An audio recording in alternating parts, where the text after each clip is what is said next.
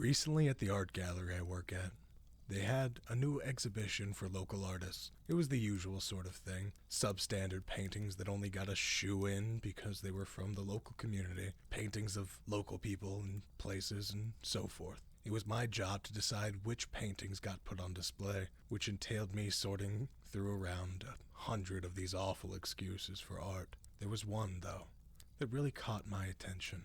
Unlike the others, it was not of a local scene or a local person. It was of a family. A father in a suit sitting in a chair, his dutiful wife behind him, and his young son and daughter at his feet.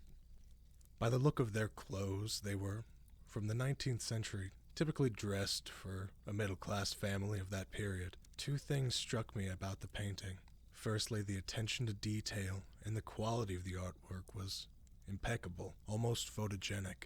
And secondly, was the shiver it sent down my spine. The people in the portrait had this eerie, gaunt look to them, and expressions that were so blank they looked almost dead.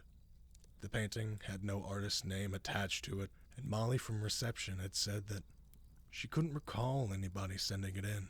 I decided then that instead of putting that painting on display, I would take it home with me. After all, it had no name attached to it, so nobody was going to miss it, were they?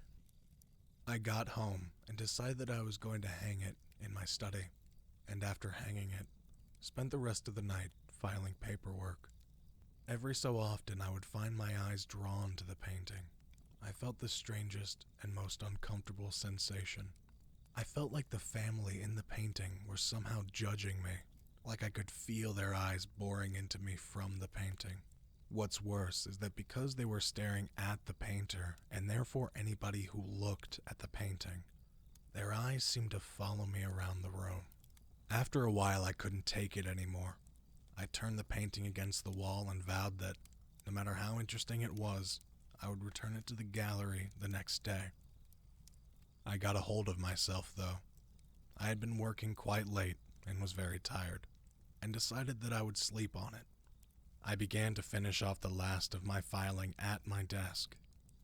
This was a bad idea. My eyes were heavy, and before I knew it, I had fallen asleep right there in the study. That night my dreams were filled with visions of the painting. Over and over again, all I dreamed about was that family staring at me from behind the canvas, drilling into my soul with their blank, visionless stares. With every dream, they seemed to get more and more intense, until after a while their eyes were wide, and they were giving me looks of such intense hatred that I thought they were about to kill me.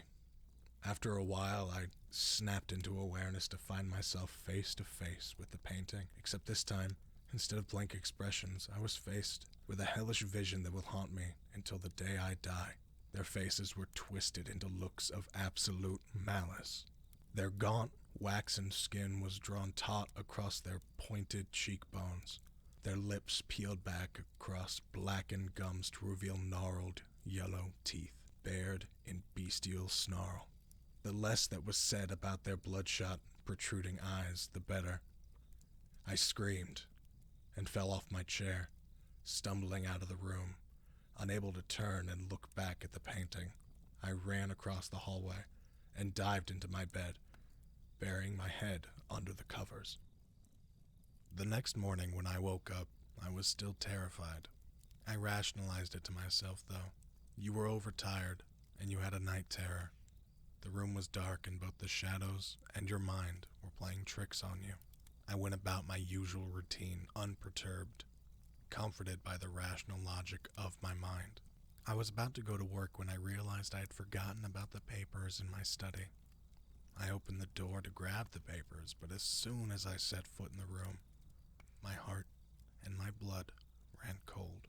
The painting was still turned against the wall.